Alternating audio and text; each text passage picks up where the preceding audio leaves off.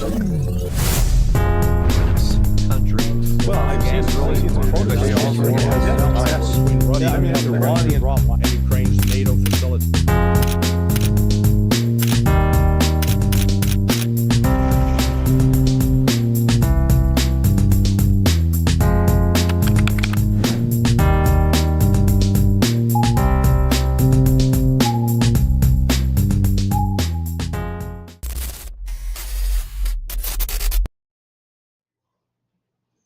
And we are live. Another week in our lives. My good friend Larry Johnson here. Larry, what do you know? We are at war. Euro's blitzing by, huh? Yeah. Yeah, you know, we gotta keep that economy going. Yeah. War is the lubricant for a vibrant economy. So this exactly. But yeah, I understand that war is makes a vibrant economy if you make weapons. But Yes. What about tariffs? Now we are at war, me and you, Brazil and United States. Well, of course, not me and you. you know, it's We are part buddies. of that Donald Trump diplomacy. You know how to lose friends and win enemies. You know. Well, there is a diplomacy tactics there. You just reveal it. Yeah, this you step back and just it's astonishing to watch Trump turn opportunity into disaster. You know, he was really in a position to have brought an end to the war in Ukraine and an end to the war in against the people of Palestine. And instead, what he's done is continued to pour gasoline on the fire, letting it burn hotter and longer. And you know that'll be his legacy. You know, it's one thing to talk peace; it's another thing to make it happen. People, you know, and he's constrained in part because of domestic political pressure. The Zionist lobby exercises enormous control and influence over the U.S. political system, but it's starting to come into to discredit itself because you've got a lot of, particularly on social media, people that have a big footprint like Tucker Carlson, Candace Owens are increasingly calling him out. And then I just saw today that one of these, you know, Zionist crazies, this David Friedman, was calling for Candace Owens and Tucker Carlson to be locked up in prison for a long time and tortured. What a son of a bitch. Just, you know, the words I have to describe that miscreant you really shouldn't be used in polite company. This, you know, I was reading your article that you wrote yesterday or today, 2 days ago. You know, telling, well, large part of the world has no idea about Zionism. Mm-hmm. I think you just spot on when you said right now that, you know, people are getting to know it. It's a long process, but 3 years ago I had no idea what was Zionism. 2 years ago I had no idea what was Zionism until the first time we talked. Yeah, I had no idea what was Zionism. And right now, people like me and so many others, you know, it's so diluted now about people talking about Zionism, about, you know, and everybody do not get confused with Judaism. It's separate things. right. One thing is the religion. Another thing is 2 or 3 weeks ago, you actually mentioned that the most dangerous Zionists are actually the evangelicals. Well, yeah, on the Christian side, within the realm of, you know, the people who are identified as Jews, Mm-hmm. it was Zionism came to be in the late 19th century, and it was actually sort of inspired, let's call it inspired by Karl Marx and the Communist Manifesto. That's why you saw a lot of times early in you had the Theodore Herzl was really seen sort of as the father of Zionism. And it's really fascinating that the founders of the Zionist movement were not religious Jews. They did not believe that the Torah was a book that was given to Moses by God. That God was dictating and Moses was writing away. Nobody asked the question, well, what was he writing with? Bic pens didn't exist back then. I'm not sure they had quill and ink. So was he just with a little hammer and chiseling away in the stone? It's ridiculous. Like those guys on the courtyards. Yeah. It's just ridiculous. But, that's what so the premise of it is this religious, this claim that this is divinely created, that this comes from a deity, a great spiritual power, and therefore these Jews are entitled to special rights over a land because God gave it to them, but the guys making that argument don't believe in that God. So, it's completely contradictory. Within the Christian movement, instead of Christianity recognizing that what Jesus brought was a complete rejection of the Old Testament or Old Covenant, as it's called, of the Torah, that this notion that there's one special people, there's not one special people. It is that all people are creation or a creation of the deity and reflect the light of that deity, regardless of whether they're born into a Jewish family, a Christian family, a Muslim family, a Hindu family, a Buddhist family, a Taoist family. You go through the list. But they've got themselves, politicized to the point that these Christian evangelicals who are obsessed with Zionism, and one of the most prominent examples is Mike Huckabee, the current U.S. ambassador to Israel. I mean, he's crazy. He's nuts on this stuff, but he really believes it. He's sincere. Oh my God, this is, I was talking to a friend of mine last night, and he's a little older than me, a couple of years older. But so that means, I'm 70, he's 72. And we are of the generation what I call the Exodus generation. So have you ever seen the movie Exodus with Paul Newman and Marie Saint? What's her name? What was her first name? Anyway, you've never seen that movie, have you? Yeah. Oh, you have seen it? Yeah, it's a very old movie, but I have seen it. Okay. Well, but that movie, in effect propagandized a generation, because the theme of it was, here were these oppressed refugees who had barely survived the Hitler's efforts to exterminate them. And they were on this boat, the Exodus, to find liberty and freedom in Israel. And within that movie, they present sort of what I call the good Arabs, the ones who were, giving up their land happily to the Zionist settlers. And then you get the bad Arabs. And so it really was an updated version of David versus Goliath, with Israel being David and those nasty Arabs as the mean, vicious Goliath. And again, the sort of, I'll call it racist subtones that were in the movie, because they had this Danish girl named Karen. I forget what the actress's name was, but she was this petite little blonde, very cute.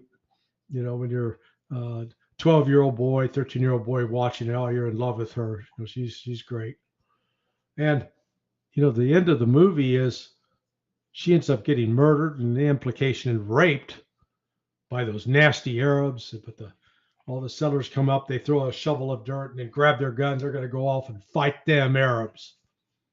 Okay, so that whole mentality infused much of the United States and Europe.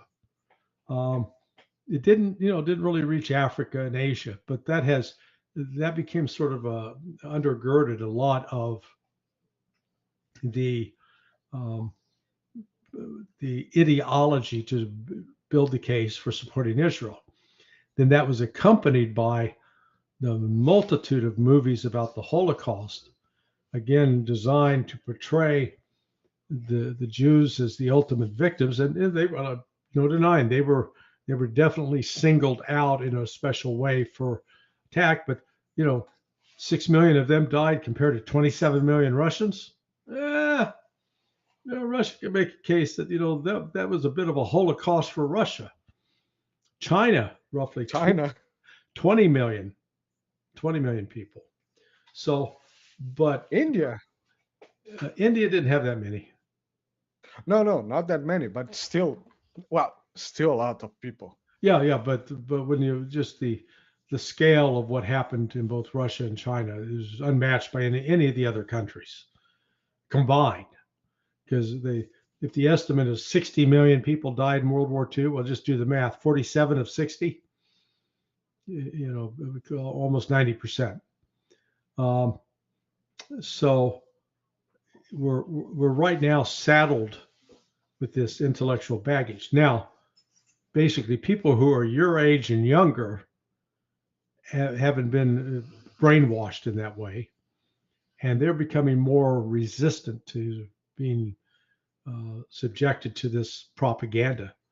And that's why you see a lot of young Jewish students protesting the Zionist genocide campaign, and then being accused of being anti-Semites. That's what's really sort of, they're very loose in how they define it. So basically, if you're a critic of Israel, you're an anti-Semite.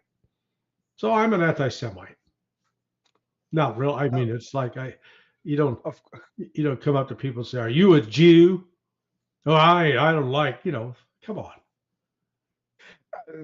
There's a big difference also between being Jew and being a Semite. So yeah. I mean that genetically, the reality is that the Palestinians, if this is just about blood and heritage, then the Palestinian people actually share more genetically with those who were the original inhabitants of the land, or the inhabitants of the land 2,000 years ago, as opposed to the current crew that comes out of North Africa or out of Europe, Ashkenazi out of Europe. So it's just, this, the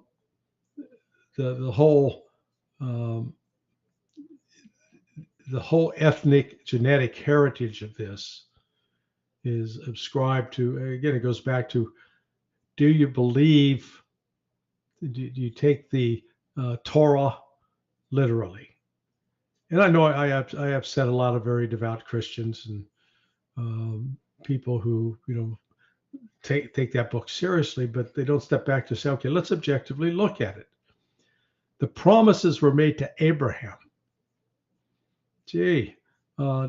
Abraham only had one son named Isaac, right? Oh, no, he had another son, and the elder one, Ishmael, right?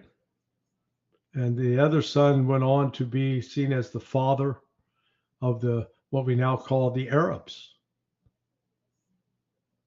So basically what we're looking at is a family feud, cousin against cousin, albeit generations removed, but it's a family feud, and it's so stupid.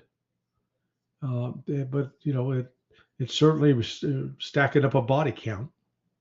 And I think, candidly, the religious dimension of this is being cynically used by people with nothing but financial interests, and saying if they can exploit the situation, create violence, create mayhem, create chaos, and then get in there and figure out how they're going to profit off of this. Just last week we had this ambassador to Israel basically treating the countries as real estate. He was using this term, real estate. This Mhm. real estate cannot be owned by two different people. Countries Yeah, are not real estate, dude. yeah, yeah, yeah. No, it is. Um, we're subjected to a narrative that comes from a particular ideological perspective, and it ends up shaping a lot of policy. Yeah, yeah.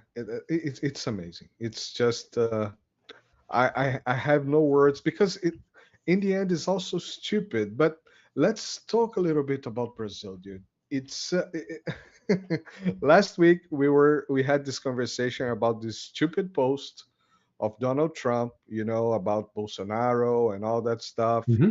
Yeah, I understand that Trump has been persecuted and then he can treat this personally. But then he makes an official United States policy to attack economically Brazil using, because if you read the text of the decree, he basically copy and pasted the post from Truth Social. So Yeah, yeah, the president of United States is tweeting, which is already, not serious. It's tweeting, and then he copies a tweet, a Truth Social post, and pastes on a decree that he cites, and that's foreign affairs politics, and attacks a country that has very good relations with the United States. He lies that the United States has a deficit yeah. trade with Brazil. That's a lie. You can anyone that's going to watch this show can go to the Atlas of the Economic Complexity from Harvard. It's not Brazilian, it's not Russian, it's from Harvard, and you can check from the last 30 years that Brazil is deficitary at least $10 billion a year on this trade with the United States. But all right, he starts that. What do you think he's aiming for that? Because it cannot be serious politics. It cannot be internal. Yeah, we need to rebuild the country. We already had this conversation. We need to rebuild the country, and then we should spend less and buy less. And but that has nothing to do with Brazil. Brazil, it's a profitable country for the United States. What's he's aiming for that? Well, no, it's to try to break away BRICS, break Brazil away from BRICS. I've always viewed Lula as a little bit of like a Tayyip Recep Erdogan kind of guy. Not entirely trustworthy, very self-interested with his own agenda. And, he'd given lip service to BRICS, but not necessarily guaranteed that he would have been full on board. And I don't mean to suggest that Bolsonaro would have been. Bolsonaro would have been a different problem for BRICS. But what Trump did in launching this kind of attack on Lula, he ended up energizing and basically pissing him off to a point Hell that yeah. that now, whereas before he would have been like, it's like I've got two dogs and there's a dog toy laying between them. And, until you go to try to grab the toy, they don't care about it. But man, once you grab it, they want it. I want that. And that's what I see what Trump has accomplished with Lula in this, that he's now that, Lula was maybe lukewarm with respect to BRICS, not a diehard. He's now, Trump provided every proof that anybody would need that Brazil cannot be subject to this kind of coercion, threats, and bullying. Stupid on Trump's part. Stupid. Because you correctly know, Brazil's running a surplus. I guess that, which means, with respect to the United States, which means that Brazil was running a deficit and on its side with the U.S. But this is all the BRICS movement is turning out to be more lucrative now for Brazilians, because previous sales, I think it was soybean and wheat. I have to go back and double check, but that used to be the primary source for China's. China was buying it primarily out of the United States. China now has dramatically cut back its purchases of wheat and soybeans and are getting it from Brazil and Russia and accepting payment in local currencies. And that's why also the shift to these currencies backed in gold. What just a crazy policy on the part of Trump. So we need to get more stuff to talk about, Larry, because every week that we talk about, you just said, the stupid decision from Trump. Do we have any smart ones so far? It's kind of hard. But I have to give you something. I have to give you something.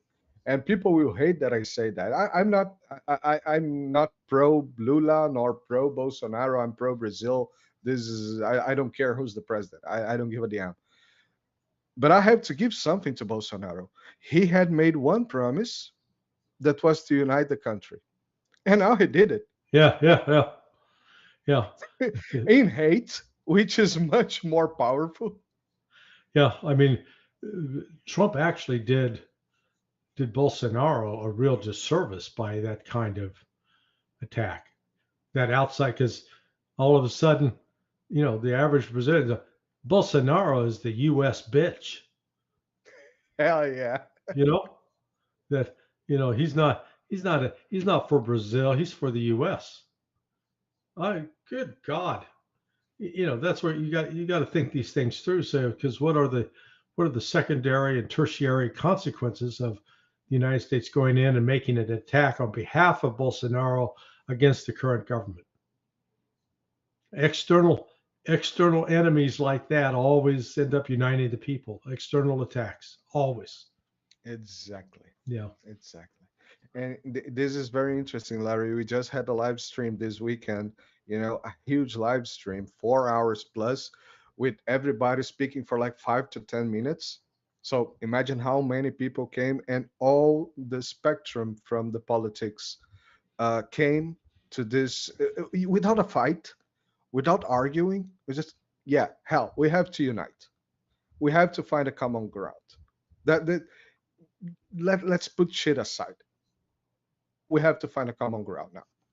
And most of the people that were on the live stream, and even the leftists on this are very, very critical of Lula's government. Mm-hmm.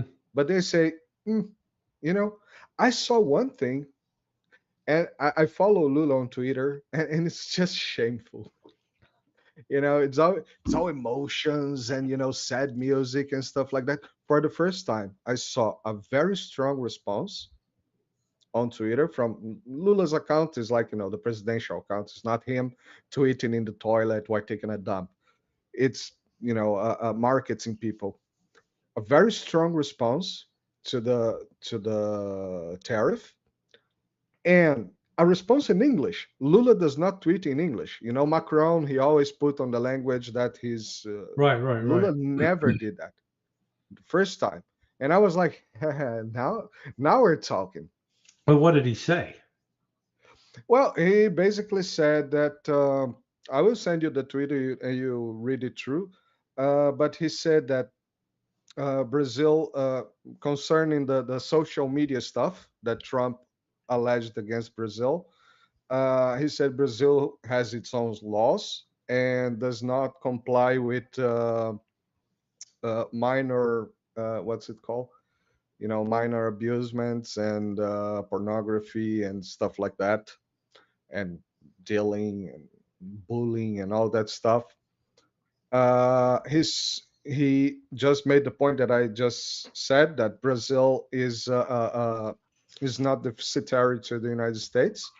It runs a surplus to the United States, so that's a lie, basically, and that Brazil will respond in the economic base of equality, equivalence. So you put 50%, we're going to put 50% on you. It's all right. Yeah. And here we go again with China. Yeah. It's going to be rising until someone say, this is just stupid. It's already stupid, 50%. It already makes very little sense. But one point that is very important that you mentioned, we always talk about Lula, Bolsonaro, and stuff like that. But the oligarchy behind these people, they are pissed off. The agriculture business and industrial business as well. They are pissed off, and they are right now. They are looking. We are doing much better business with China. Yeah. Well, you don't get the drama. They don't get the drama. Yeah. No, it is. BRICS now. It was dismissed as a joke even 2 years ago by the U.S. But now I think there's sort of a slowly growing recognition that, God, these people are serious, and if they go through with this, it could actually undermine the U.S. economic dominance in the world, which is financial and through the banks, but it is the top of the top 5 banks in the world. 3 of them are Chinese, one of them's U.S. I forget what the other nationality is, but the world's changing and moving away from the U.S. control that we've enjoyed over the last really 70 years, my lifetime.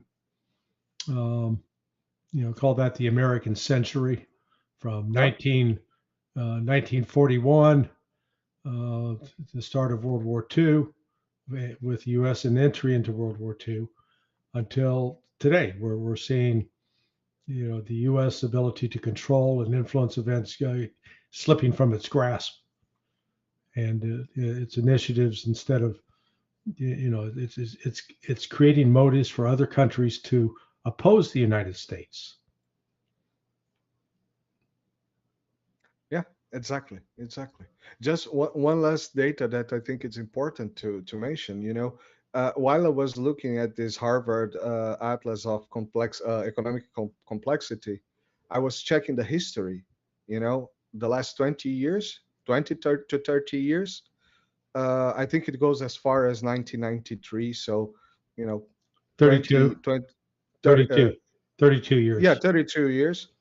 But it ends at 2023. So. Oh, okay, 30 years. Yeah. So the last 30 years, and we get from 93. United States being part of the economic balance of Brazil, something like 25%. Selling and buying. Uh-huh. Of the entire economy, while China in 93 was about 2%. Mm-hmm. Right now, the United States is in selling and buying around 10%, and China is 26%. Yeah. So right now, people, even, like that, people are saying we are making even more money there. And for Brazil, China is running a surplus, the trade with China. And people are not doing very good math. Yeah, well, no, the United States, its declining literacy rate helps to explain part of that. Can't read, can't do math, getting stupider, not smarter. Well, at that point, I cannot brag about Brazil. So let's move to the next point. Larry, Epstein's ongoing stuff, because people thought that we were not going to talk about Epstein anymore, because they said that there is no such thing as a list, an island. He just auto-deleted. Yeah, How's this going? You're saying Jeffrey? Who's that? Yeah, nothing to see what here. Did I say? Are you still talking about that guy? He's a creep. He's a creep.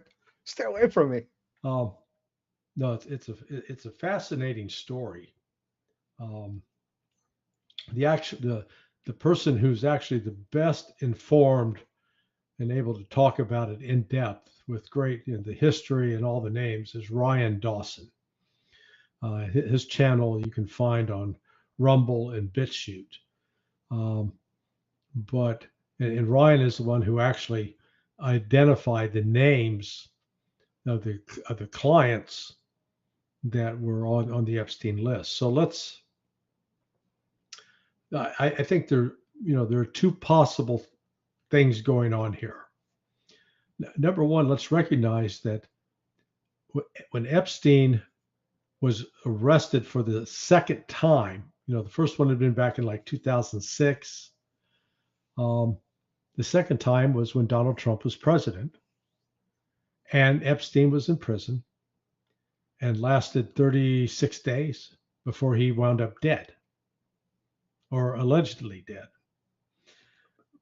So the role of Epstein that Trump now wants to pretend that there was no client list. Well, we can go through the court cases where JP Morgan, I believe, JP Morgan Chase, the bank, ended up paying $75 million. Was it 75? Yeah, I think it was $75 million in a defamation case brought by one of the women who had been sex trafficked by Epstein. And in that court case and in the legal documents submitted there, they listed names of very prominent businessmen. Also on that list are the names of three Israeli former prime ministers, including Ehud Barak and Ehud Olmert. And there were photos of Ehud Barak entering Jeffrey Epstein's mansion in New York City with other underage girls. So what are the possibilities? What is clear is that Jeffrey Epstein was a Mossad intelligence asset. No. I have to cut you there, because just today we have a tweet from Naftali Bennett. Oh yeah, I know. Screw him. Yeah. So, and I retweeted that. Naftali Bennett just came to public to say that Epstein never worked for Mossad. Yeah. Which I think it guarantees that Epstein worked for the Mossad. Yeah, this was Epstein's principal job was to compromise the wealthy benefactors of the Democrat and Republican parties in the United States. He wasn't so much trying to blackmail politicians. If you control the money guys, if you control the guys that provide the money to the politicians, then you control the politicians. I mean, it's very smart. I got to give Israel credit for the Zionist credit for such a very shrewd, sophisticated operation. So the question you have to ask, and the reason this question arises, is that there's photographs online comparing the alleged body of Jeffrey Epstein on a gurney coming out of the jail, a side profile, with another photograph of Epstein in the same sort of profile, the side. And what you immediately notice is the nose and the ear is different. So what I'm suggesting is that this entire affair of Epstein being arrested and charged, because he was arrested and charged by the Southern District of New York. Well, there is evidence, flight logs of 3 people on a plane with Jeffrey Epstein flying from the island into, I believe it was Norway. My business partner has the actual evidence on this. It was given to him by a government official in Norway. And what it shows is that on that plane were Bill Gates, Bill Clinton, and former FBI Director James Comey. Now, what does this have to do with the Southern District of New York? One of the attorneys in the Southern District of New York is James Comey's daughter. So going after Epstein, had a political dimension to it. Now, however, what I think is plausible. There are only two real possibilities. The notion that Epstein committed suicide, nonsense. Either Epstein was killed in prison to shut him up, or this entire thing was staged in order for him to be taken out of the country and basically, put under another identity, get some cosmetic surgery, change his appearance, retire him, but that the Mossad was protecting one of its assets. So, two possibilities. But what Trump is doing, trying to pretend that this thing never existed and is not a problem, is just a lie. And he has genuinely outraged a significant portion of his base. I have thought that before. I never spoke about this here because it's too conspiracy theories. But that makes perfect sense with that 1 minute video missing from the cell. Well, it's not just not just the 1 minute missing. The entire video was manipulated. And, okay. And it doesn't really show the cell. What it is it's a camera that looks like it's in the sort of the entryway into that prison, into that wing of the prison. And you can just sort of see people moving. It proves nothing. Proves absolutely nothing. Yeah, but since that was the point. If you have already someone inside, another cellmate or something like that, that's going to do that, I think you can pretty much do that with the system. Open doors, stuff like that. You don't need to cut the video because it's not getting the doors; it's getting the entrance. But 1 minute, that's kind of enough for someone to, just walk away. Yeah. Yeah. So it is covering up for this pedophilia ring, and like one of the names that's on the list of being Jeffrey Epstein's, let's call them clients, and one of the people that was being filmed, Robert Kraft, the owner of the New England Patriots, a strong Trump supporter. Well, remember several years ago he got arrested over just south of Jacksonville, Florida, in a massage parlor, a Chinese massage parlor or Oriental massage parlor. It's just, and he gets away with it. Absolutely gets away with it. You have Prince Andrew, just being kind of pardoned by Trump. Yeah, he did. Yeah, I blame the pandemia time because I wasted a lot of time watching Netflix at that time, and there is a documentary on Netflix about that. It's and I remember saying that last year, if I'm not mistaken, that girl Virginia Giuffre, Giuffre, she self-deleted. Yeah. And when I said it, I think I have a show about that, but I will not be sure. I may have just thought about that. I say they are going to cold case this Epstein stuff. They are starting. They are preparing. Oh yeah, trying to make it go away. So this, the fact that all this news broke on the day that Bibi Netanyahu appeared in Washington, I don't believe in coincidence. I think that was, that was why they were saying, "Hey, nothing to see here, move along," because further investigation to this would have exposed Israeli complicity with Epstein, and Trump is trying to keep that out of the limelight. Now, there's strong debate among some about that. Trump was on the list, and that's why he's shutting it down.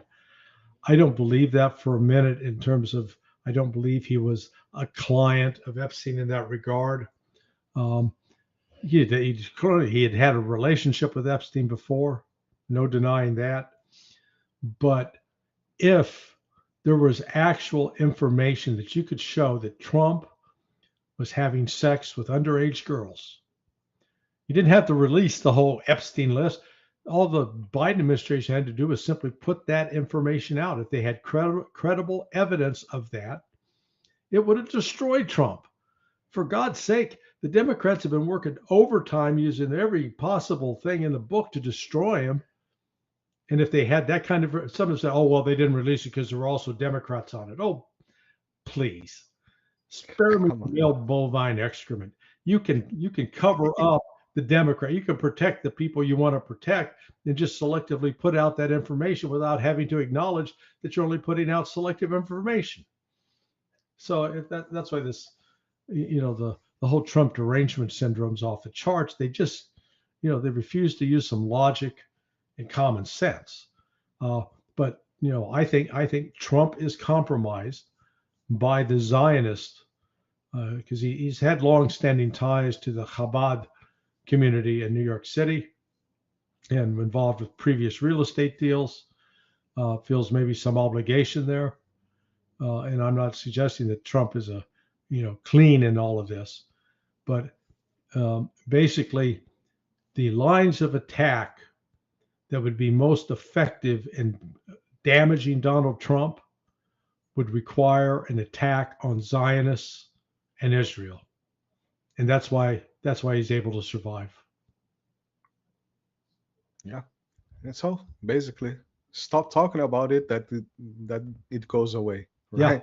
Yeah. Larry, do you have time for one last question? If you insist.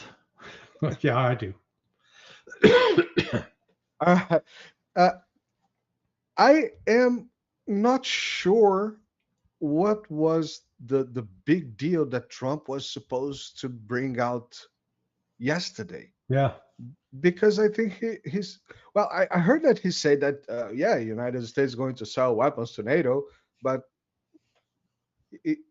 was it about it? The super stuff about Russia and what? Are you familiar with a song? It's funny, it came out well before you were born, but it was in the 60s. And a woman by the name of Peggy Lee. She sang this song, Is That All There Is? Yeah, I'm familiar. Yeah. Is that all there is? Is that all there is? Well, that was my reaction. I heard her voice in my brain after Trump got done with this. Because he'd built up this announcement. Oh man, or a big announcement, a big, huge, gigantic, gargantuan announcement about Russia. Everybody said, oh my God, what's he going to do now? And so he says, okay, NATO, which we control, the United States, is now going to buy from the United States all these weapons, but we're not sure which weapons they're going to buy because we're not sure we can produce any of them, but they're going to buy them. And what they may do is they'll take the money from frozen Russian accounts. But anyway, they're going to buy them and then give them to Ukraine. So, hey, we're making money off of this. Well, Mr. President, what weapon systems are you going to send? I don't know. They don't know. Attacking ones, ones that kill people. Well, it said, no, they've been clear. Oh, they're no defensive. Because defensive. You saw Marco Rubio started these weapons. I mean, defensive. It was like, yeah, okay. Trump allegedly said, yeah, we'll send 17 Patriot missile batteries. Well, it's estimated the United States only has in its total inventory 60.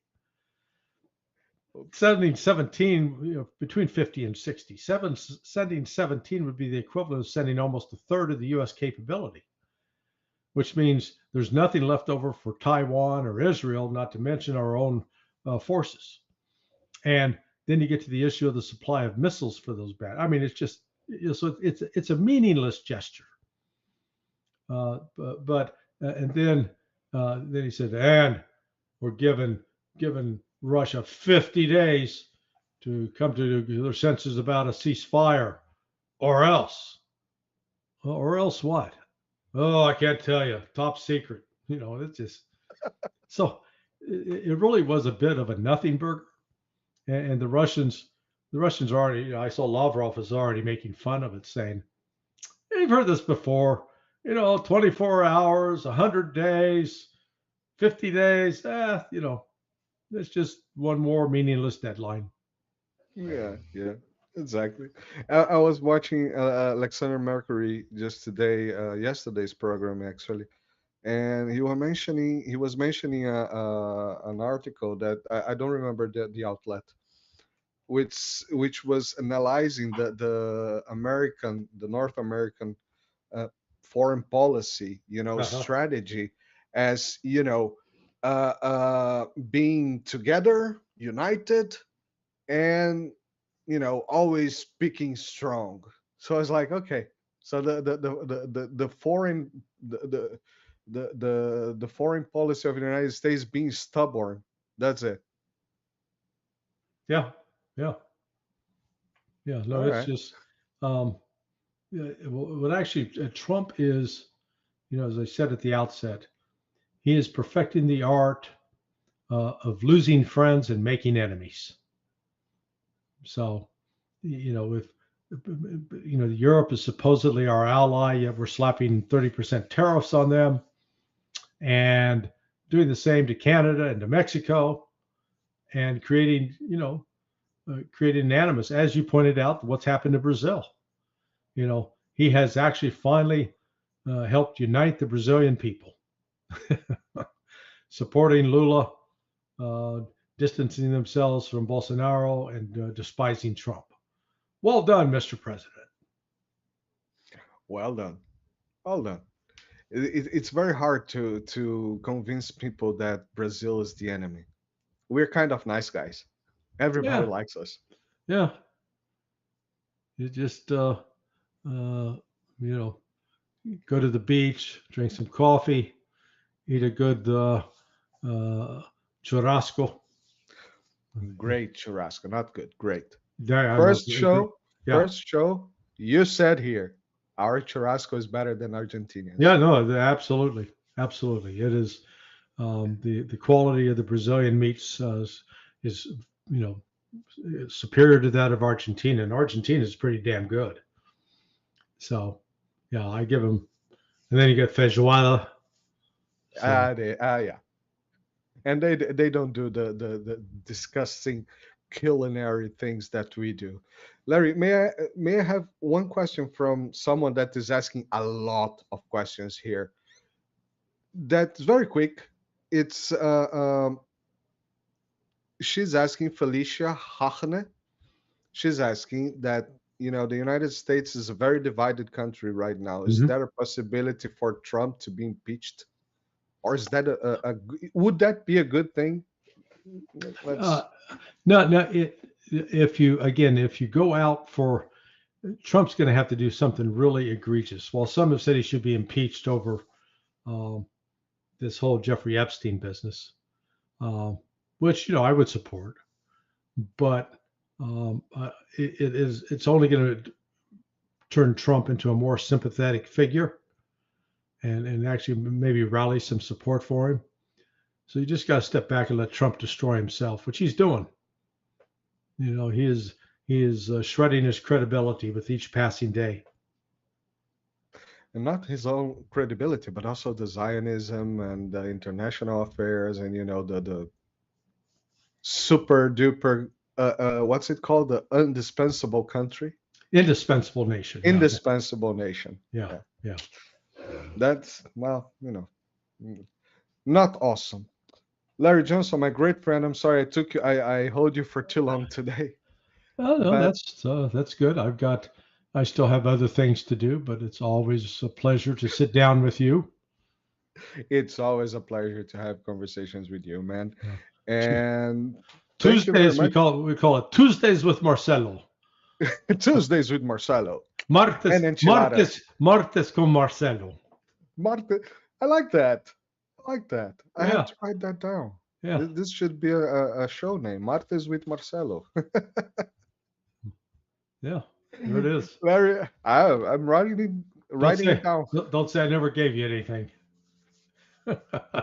You gave me every martes with Marcelo for All the right, my last friend. year almost. I Yeah. think. Larry Johnson, my great friend, thank you very much. Everybody, remember to like, share, subscribe. If you want to help the channels with, super chats and contributions, you know also how to help Larry. You have the sonar21.com where you Sonar21.com. Go there. go there. You have all his videos. Now it's very well organized with the sidebar as well. Yeah, yeah. All the videos from all the platforms. Go there, subscribe, and It'll take you on YouTube. You can go to Counter Currents. Counter Currents. I got an interview up there with Andrei Martyanov. Yeah, I've got 47,000 views so far, so that's pretty good. Whoa, that's awesome. Well, 47 and 1 now because I have to watch. I haven't watched that one yet. Oh, okay. And then probably tomorrow I'll be posting my interview I did yesterday morning with Alistair Crook. Oh, Alistair's interviews are also yeah, always fantastic. Alistair is a phenomenal analyst. It's phenomenal. And a gentleman. Yes, and yeah, and a perfect gentleman.